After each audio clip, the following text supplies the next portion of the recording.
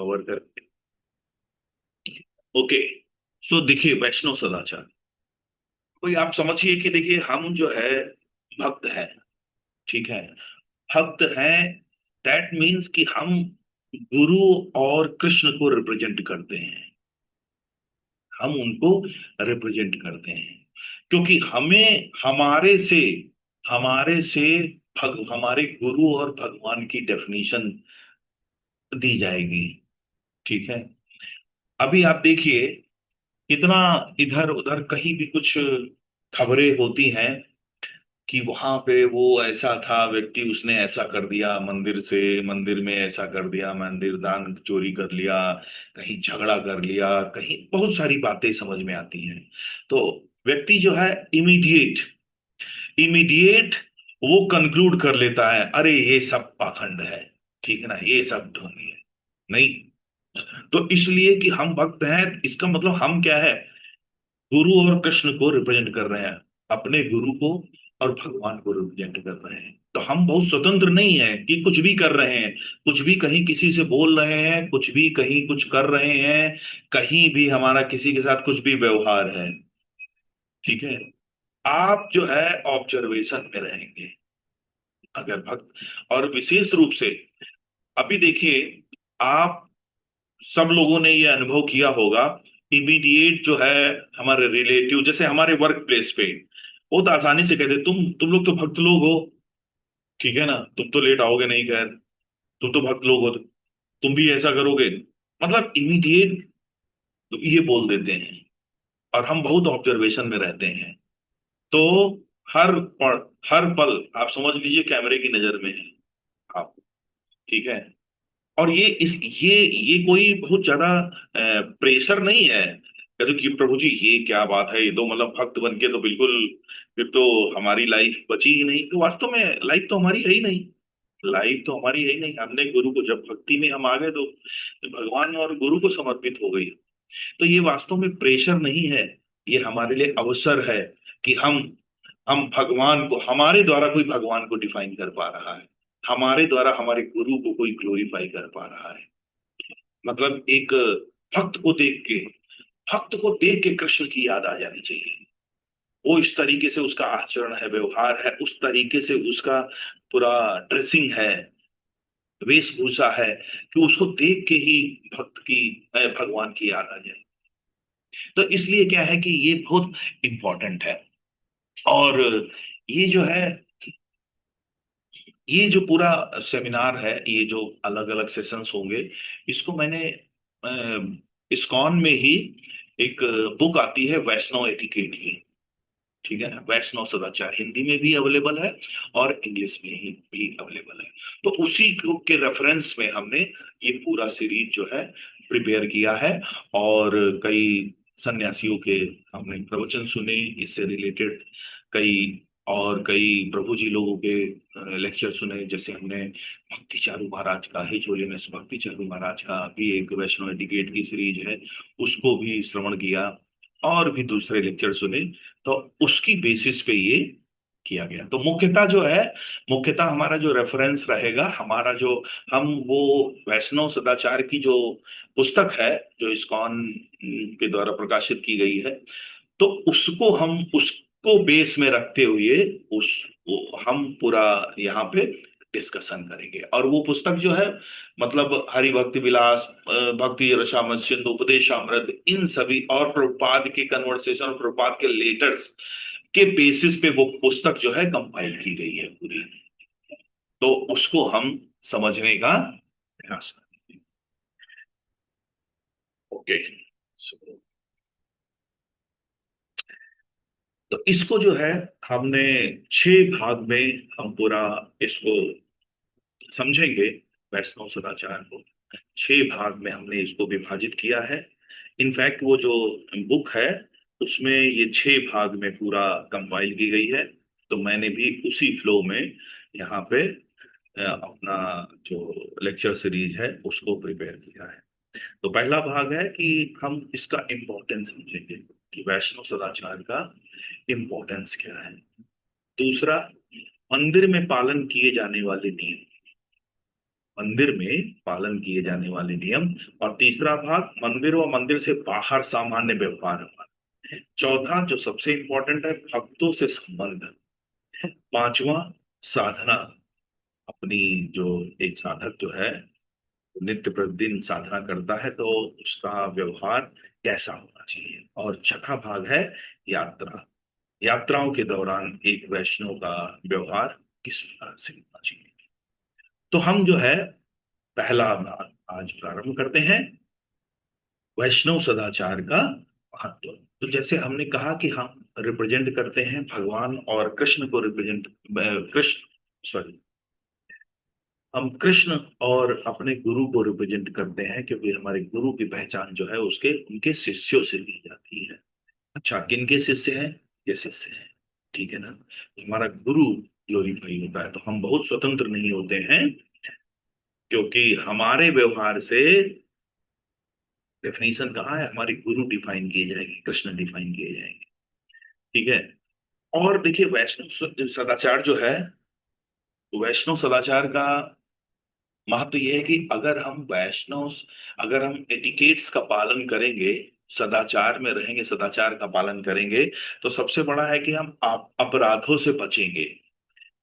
क्योंकि भक्ति में जीवन में अपराध जो है बहुत बहुत बड़ा अवरोधक है।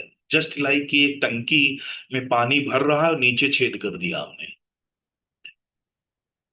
मतलब 10 mm का तो पाइप से पानी भरा जा रहा है और 11 mm का पाइप से पानी निकल रहा है, क्या होगा?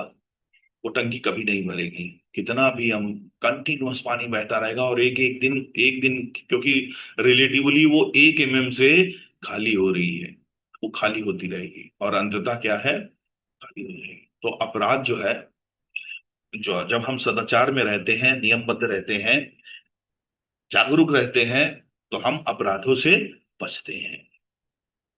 और वैष्णव एटिकेट में रहना भक्ति के अनुकूल है, जिससे कि हमें क्या है, भगवान कृष्ण का स्मरण बना रहता है।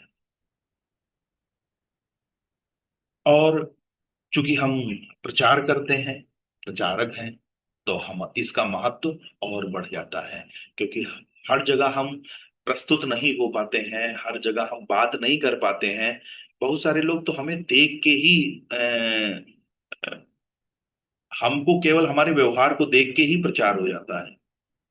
तो इसलिए क्या है, ये बहुत इंपॉर्टेंट है। तो इसको क्या है कि अब हम पुस्तक के माध्यम से, ग्रंथ के माध्यम से समझने का प्रयास करेंगे। तो उसमें जो है चैतन्य महाप्रभु ने किस प्रकार से वैष्णव सदाचार का महत्व अलग अलग प्यार में, चैतन्य चेतामृत में बताया है। तो वो श्री सनातन गोस्वामी जिसे कहते हैं, तो अंत लीला में इसका वर्णन है। यद्यपियो तुमिहौ जगत पावन, तोमा स्पर्शे पवित्र अय देव मुनिगण, तथापि भक्त स्वभाव मर्यादा रक्षण, मर्यादा पालन हय साधुर भूषण। तो देखिए क्या कह रहे हैं कि यद्यप तुम हो जगत पावन, मतलब तुम जगत को पावन करने वाले हो। तोमा स्पर्शे पवित्र है देव मुनिगण, तुम्हारे स्पर्श मात्र से देव मुनिगण सब पवित्र हो जाएंगे। लेकिन फिर भी वैष्णव आचार का पालन और उनका रक्षण करना भक्त का परम कर्तव्य है, उसका स्वभाव ही है, और वही उसका क्षण है। ये कौन कह रहा है? ये चैतन्य महाप्रभु कह रहे हैं। किससे कह रहे हैं? सनातन गोस्वामी। सनातन गोस्वामी कौन है? षट गोस्वामी में सबसे बड़े। फिर आगे 131वें प्यार में, मर्यादा लंघने लोक करे उपहास, इह लोक परलोक इह नाश। जो भी वैष्णव सदाचार का उल्लंघन करता है, संपूर्ण जगत उसका उपहास करता है, और इस प्रकार इस लोक और परलोक दोनों ही में वह नष्ट हो जाता है। देखिए आप ये समझ लीजिए, मतलब यहाँ तो बेकार ही है, और जितनी हम मेहनत कर रहे हैं दूसरे लोग परलोक जाने के लिए, वहां भी सब नष्ट हो जाता, वहां भी नहीं पहुंच पाएंगे। और देखिए वैष्णव सदाचार जो है, प्रभुपाद ने भी इसको क्या कहा है,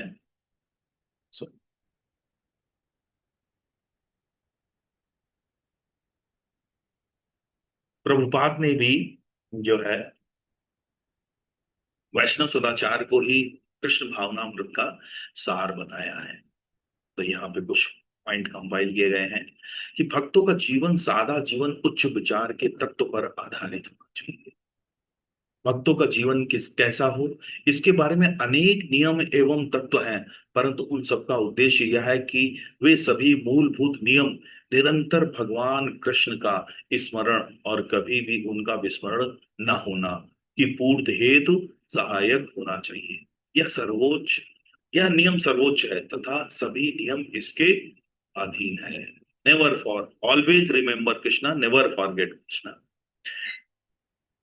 तो अंतःकरण में वैष्णव गुलाब की पंखुड़ी के समान कोमल होते हैं और साथ ही साथ ब्रज के वज्र के समान कठोर होते हैं। तो कोमल कब होते हैं? कोमल कब होते हैं? सहनशीलता, जब कोमलता ह्यूमिलिटी जब दिखानी होती है, विनम्रता को शो करने के लिए। और वज्र कब होते हैं? वज्र कठोर कब बन जाते हैं? जब उनकी कोई निंदा करता है तो उसको पूरी तरीके से बिल्कुल अफेक्ट नहीं होने देते हैं अपने को। वैष्णव अदोषदर्शी होते हैं, अर्थात वे कभी दूसरों के दोष नहीं देखते। कि वैष्णव केवल दूसरों की स्तुति सुनने में ही स्तुति सुनते हैं, दोष नहीं। सदाचार के बिना कोई भी सफल नहीं हो सकता। शिष्टाचार के बिना यदि किसी ने वेदों के सभी अंगों का अध्ययन भी क्यों ना किया हो, फिर भी वह शुद्ध नहीं हो सकता है। देखिए कितना इंपॉर्टेंट है। हम कितना भी भगवत गीता और वो पढ़ लें, अगर शिष्टाचार हमें सदाचार नहीं, एटिकेट नहीं आया, तो वो सब क्या है? व्यर्थ है। ठीक है। अपन अपन हम भी कभी शुद्ध नहीं होंगे और मतलब और बड़ा अपराध करते रहेंगे, क्योंकि हम कुप्रचार में लग जाएंगे, क्योंकि हमारा जो स्वाभाविकता से ही हमारा आचरण ही कुप्रचार करेगा। मतलब जब हम, क्योंकि आचरण जो है सबसे पहले ऑब्जर्व किया जाता है। देखिए बोलेंगे आप बाद में, मिलेंगे आप बाद में, कितने ज्ञानी है क्या है, आपका आचरण जो है सबसे पहले ऑब्जर्वेबल होता है। सबसे पहले व्यक्ति जो है आपका आचरण देखता है। तो इसलिए क्या है कि अगर इन सभी अंगों का अध्ययन क्यों ना हो, कितना भी हम बहुत अच्छा बोल लेते हो, अच्छा वक्ता हो, लेकिन अगर हम शिष्टाचार नहीं, हमारे अंदर सदाचार नहीं है, तो फिर वो हमारे लिए किसी लाभ का नहीं है। शिष्टाचार का पालन न करने वाला यदि सभी शास्त्रों में पारंगत वैष्णव बनता है, तो भी मृत्यु के समय उसका समस्त ज्ञान नष्ट हो जाता है। वैष्णव आचरण का त्याग करना निश्चित रूप से स्वयं के आध्यात्मिक जीवन को अंत करने के समान है। अच्छा आचरण यश, ऐश्वर्य, आयु आदि को बढ़ाता है और सभी अमंगलों का नाश करता है। श्रील प्रभुपाद कहते हैं वैष्णव की क्या पहचान है? वह एक सभ्य व्यक्ति होता है। तो देखिए कितना इंपॉर्टेंट है। कृष्ण भावना भावित जीवन का जो सार ही वैष्णव सदाचार है। वैष्णव सदाचार के बिना जो है कुछ भी नहीं है एक भक्त के जीवन में। और देखिए महाप्रभु ने जो छह गोस्वामी गणों को जब वृंदावन भेजा, तो उनको पांच जो महत्वपूर्ण उपदेश दिए, तो हर उपदेश के पीछे उनका जो पर्पज था, जो उद्देश्य था, वो उद्देश्य यही था कि वो अपने आचरण से प्रचार करें। तो चैतन्य महाप्रभु जो है छह गोस्वामी कौन कौन है? सनातन गोस्वामी, रूप गोस्वामी, रघुनाथ दास गोस्वामी, रघुनाथ भट्ट, गोपाल भट्ट और जीव गोस्वामी। तो उन्होंने क्या कहा? उन्होंने क्या, सभी शास्त्रों का सूक्ष्म रूप से अध्ययन करना एवं यह प्रतिपादित करना कि सभी शास्त्रों का मूल सार भक्ति है। भगवान श्री कृष्ण की वृंदावन लीला स्त्रियों को खोजना और वृंदावन धाम का इस रूप में निर्माण करना, जिससे संपूर्ण विश्व के लोग वहां आकर शरण ले एवं प्रोत्साहित। इसीलिए इसीलिए गौड़ी वैष्णव में ये षड गोस्वामी का बहुत महत्वपूर्ण स्थान है। और वृंदावन मतलब ऐसे ही नहीं, ऐसा बताते हैं रघुनाथ दास गोस्वामी के नाम का पट्टा है वहां पे जमीन का जो है। और सनातन गोस्वामी के नाम का भी जो इधर ये मंदिर जहां बना हुआ है, तो उसमें उसको क्या कहते हैं, खतौनी में उनका नाम भी लिखा हुआ है इस तरीके से पुराने डॉक्यूमेंट्स में। भगवान श्री कृष्ण के सुंदर मंदिरों का निर्माण करना और अर्चा विग्रहों को स्थापना करके योग्य अर्चना पद्धति के विषय में संपूर्ण देश का मार्गदर्शन करना, अपने स्वयं के आचरण से सिखाना कि वैष्णव कैसा हो, तथा वैष्णवों के शिष्टाचार के उदाहरण को प्रस्तुत करना। श्री चैतन्य महाप्रभु के अनुसार यह अत्यंत महत्वपूर्ण सिद्धांत है। केवल शास्त्रों में निपुण होना इतना महत्वपूर्ण नहीं है जितना वरिष्ठ भक्त, कनिष्ठ भक्त, भगवान और बद्ध जीवों के साथ योग्य व्यवहार की जानकारी होना। अपनी रचनाओं एवं उदाहरण से यह दिखाना। तो आप देख रहे हैं कि ये जो सारे उद्देश्य थे, इनका पर्पज ये क्या था कि अपने आचरण से दिखाएं। ठीक है ना, कि नंबर वन, शास्त्रों का अध्ययन कैसे किया जाता है ये गोस्वामियों से सीखना है। वृंदावन में लीला स्थलियों की खोजना और उसका निर्माण, उसका जो वृंदावन धाम का इस रूप में निर्माण करना और संपूर्ण विश्व के लोगों यहाँ आकर शरण ले एवं प्रोत्साहित करना, धाम दर्शन के लिए प्रोत्साहित करना। सुंदर मंदिरों का अर्चा विग्रह के पद्धतियों को उन्होंने प्रकाशित किया। पद्धतियां बताई, वैष्णव पद्धति बताई कि अर्चा विग्रहों की सेवा कैसे की जाती है, पुस्तकें लिखी गई। तो इस प्रकार से उन्होंने और स्वयं करके दिखाया। बताइए, सनातन गोस्वामी के सेवित विग्रह कौन है? राधा, मदन मोहन। गोपाल भट्ट के तो बड़े फेमस हैं, बताइए। गोपाल भट्ट, गोपाल भट्ट के सेवित विग्रह हैं राधा रमण। तो इन गोस्वामी ने स्वयं इन गोस्वामी ने स्वयं अपने मतलब सेवाएं करके, भगवान की सेवा करके, अर्चा विग्रहों की सेवा करके मार्गदर्शन किया। तो इस प्रकार से महाप्रभु का जो उद्देश्य है, जो ये मोमेंट है, मोमेंट में ये जो वैष्णव सदाचार है उसका बहुत इंपॉर्टेंट रोल है। क्योंकि आचरण से प्रचार जो है वो बहुत ज्यादा स्ट्रांग होता है। बहुत ज्यादा आपके फिलॉसफी और विचारों से नहीं, आपके आचरण से। अभी अगर मतलब अगर मैं माला नहीं कर रहा हूं तो मैं नहीं बोल सकता हूं किसी से कि भाई तुम माला करो। ठीक है, तो हमें अपने आचरण में वो लाना पड़ेगा जो हम एक्सपेक्ट करते हैं कि दूसरा व्यक्ति वो करे। अदरवाइज क्या होगा, उपहास के पात्र बन जाएंगे। तो आप समझ पा रहे हैं कि ये वैष्णव एटिकेट जो है, ये वास्तव में तो ये सबसे पहले ही डिस्कस करना चाहिए। हमने कई वर्षों बाद मतलब भगवत गीता भी पूरी संपन्न कर लिया और प्रभुपाद की पुस्तक भी कई संपन्न कर ली, भागवतम भी बीच में अध्ययन किया था। तो लेकिन वैष्णव एटिकेट थोड़ा लेट हो गया, लेकिन देर आए दुरुस्त आए। तो वैष्णव एटिकेट जो है, वैष्णव सदाचार भक्ति में जीवन के लिए बहुत इंपॉर्टेंट है।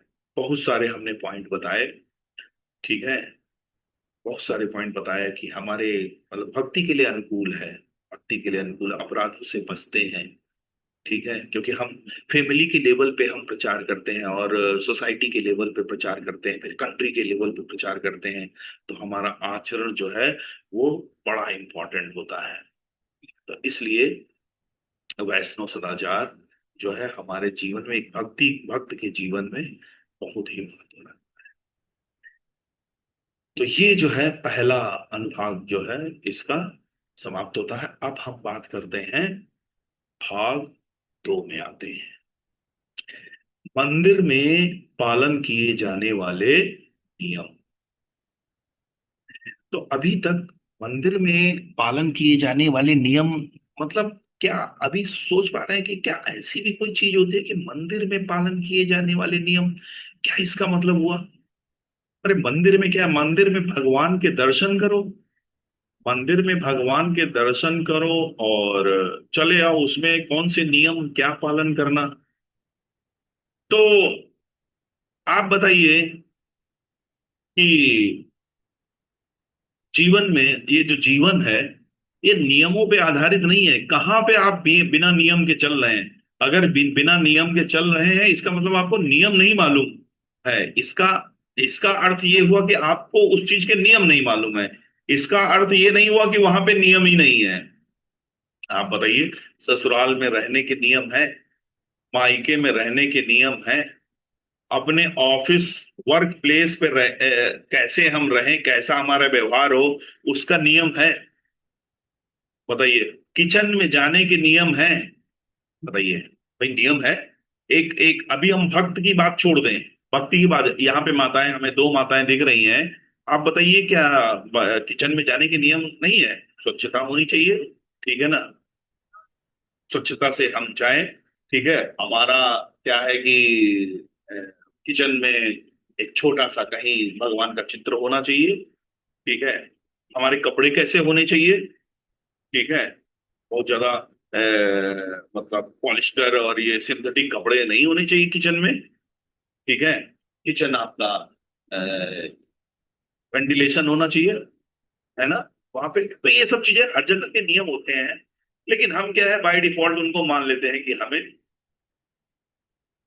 मालूम है सब, ठीक है ना। इन चीजों पे हम ध्यान नहीं देते हैं। तो यहाँ पे हम क्या है, डिस्कस करेंगे कि मंदिर में पालन किए जाने वाले नियम, कि मंदिर में जब हम जाते हैं तो किन बातों का हमें ध्यान रखना चाहिए, ठीक है।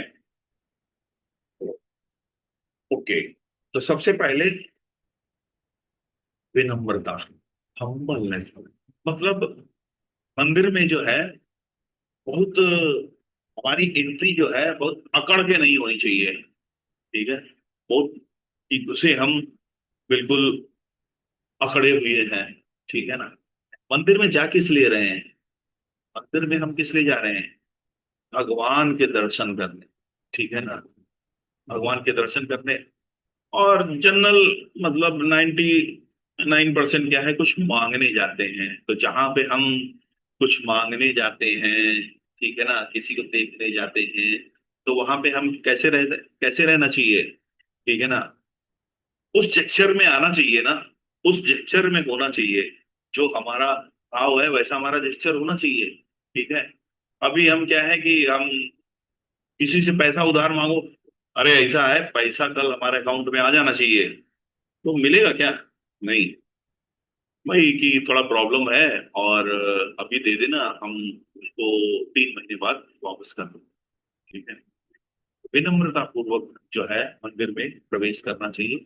अब फिर जब हम मंदिर में जाते हैं, तो आप देखिए, जैसे हम कहीं नॉक करके इंटर करते हैं, जैसे ऑफिस में हम मे आई कम इन सर बोलते हैं, तो हमें क्या करना चाहिए? ऐसे ऐसे दरवाजे पे नॉक 2 बार हल्के से।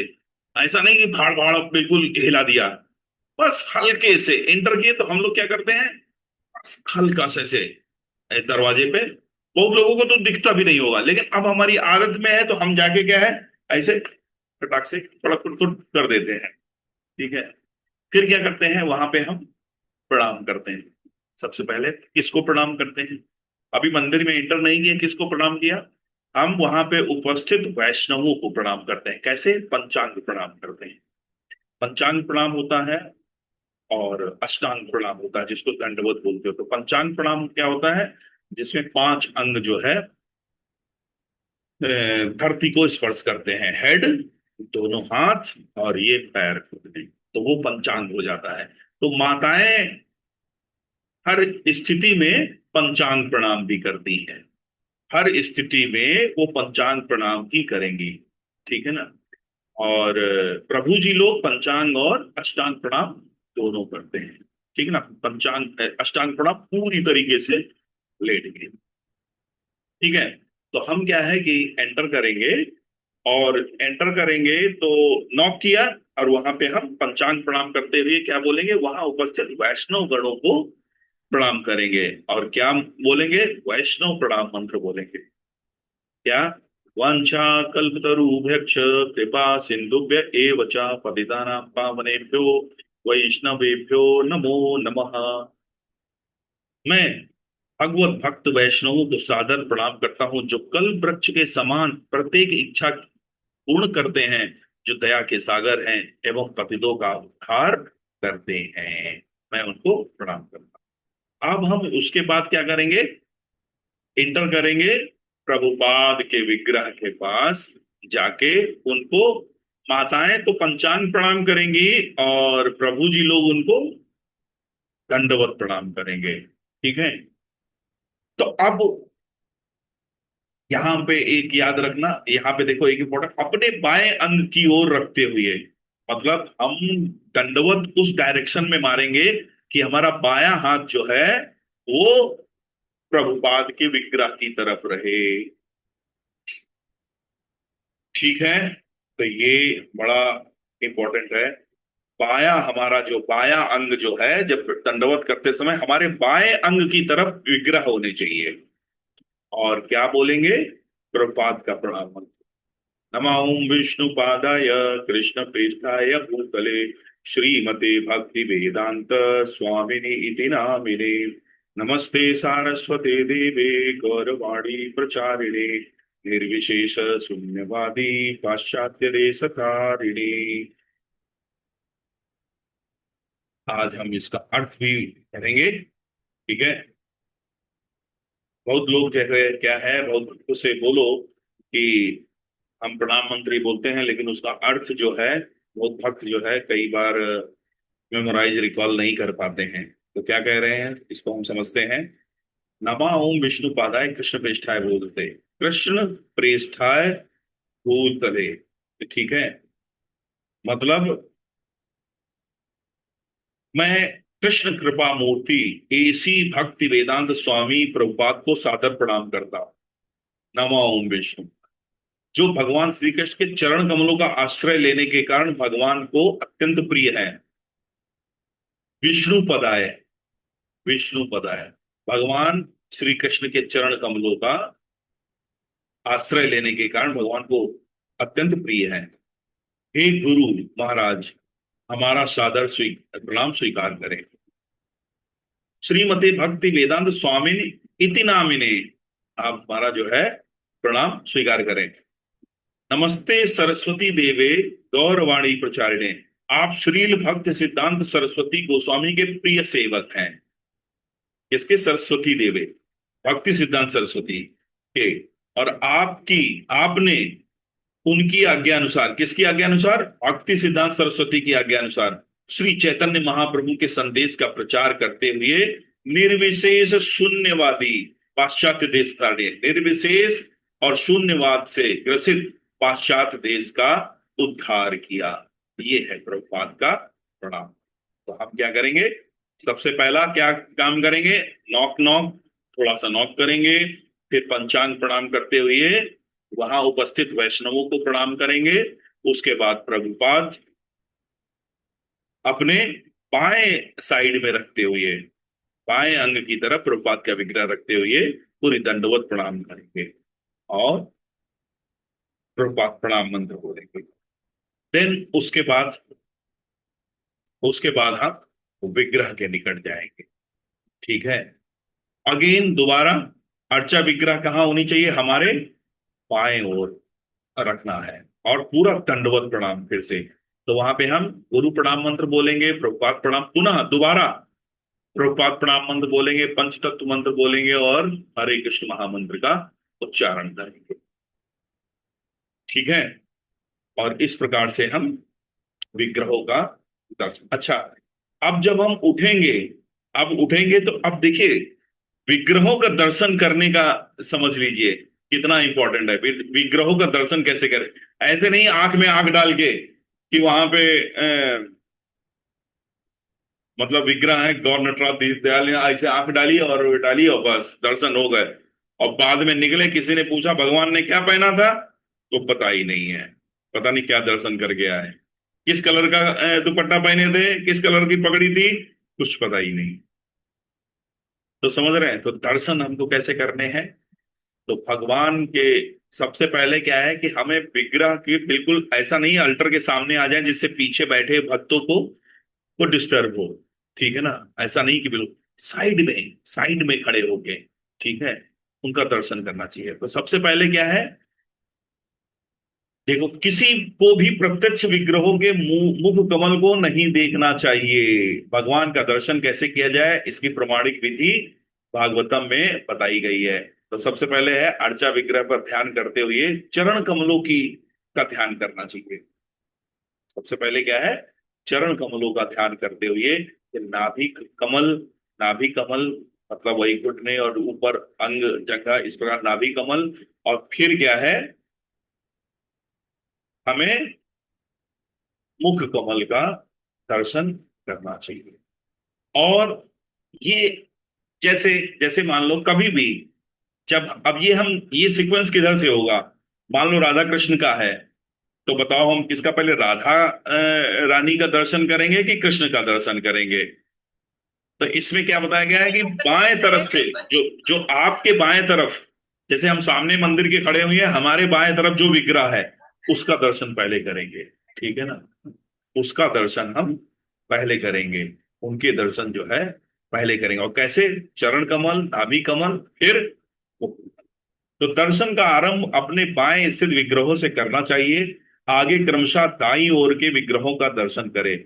उदाहरण स्वरूप यदि आप श्री राधा गोपीनाथ मंदिर में है तो सर्वप्रथम गुरु परंपरा का होना चाहिए, तत्पश्चात नित्यानंद प्रभु, फिर चैतन्य महाप्रभु, श्रीमती राधा रानी, गोपीनाथ जी, और अंत में श्री गोपाल जी का दर्शन करें। पुष्प अर्पण करते समय भी दर्शन का यही क्रम रखें। तो अभी हम आगे बात करेंगे, पता नहीं इसमें कवर होगा कि नहीं। जब हम डीटी वर्शिप करते हैं तो उसमें भगवान को धूप दीप और जो पुष्प दिखाने का भी सीक्वेंस यही होता है। बाएं से हम इस तरीके से शुरू करते हैं जो विग्रह होते हैं। ओके, सो इस प्रकार से हम दर्शन करके अब हमें क्या करना है, चुपचाप एक जगह पकड़ के बैठ जाना है। तो बैठते समय भी देखिए क्या ध्यान रखना है हमें। तो निश्चित रूप से हम जो है बहुत सारी चीजें बाय डिफॉल्ट जानते हैं, बाय डिफॉल्ट हम जानते हैं, लेकिन अभी देखिए इसमें कुछ पॉइंट होंगे तो वो आपको लगेगा हाँ हम ये गलती हमने की है, अब हम उसको ध्यान रखेंगे। तो मंदिर में बैठते समय अर्चा विग्रहों के समक्ष पैर खुले ना हो, अथवा अपने पैरों की उंगलियों का निर्देशन अर्चा विग्रह, गुरु महाराज एवं तुलसी देवी की ओर नहीं न हो। यदि संभव हो तो पैर एवं एड़ियां ढकी होनी चाहिए। और अब देखिए, आप लोग सभी ऑब्जर्व करना, ये दिनेश यादव प्रभु चले गए क्या?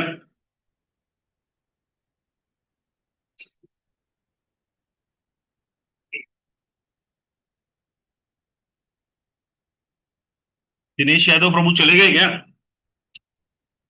चले गए। उपेंद्र प्रभु?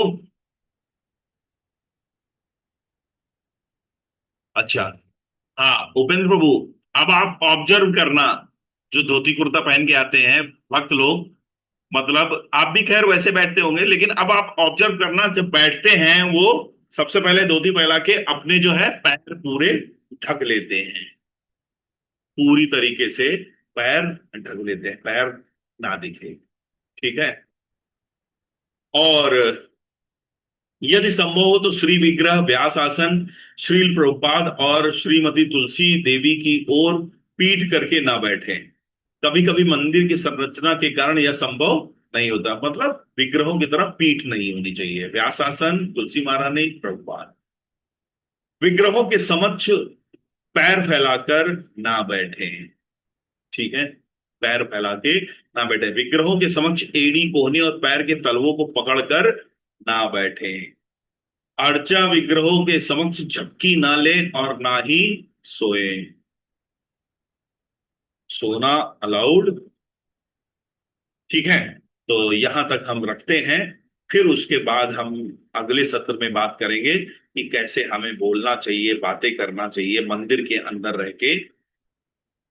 और फिर आगे इस तरीके से हमारा बात करेंगे कि वस्त्र और वेशभूषा कैसी होनी चाहिए। इन सब चीजों पे हम आगे के सत्रों में चर्चा करेंगे।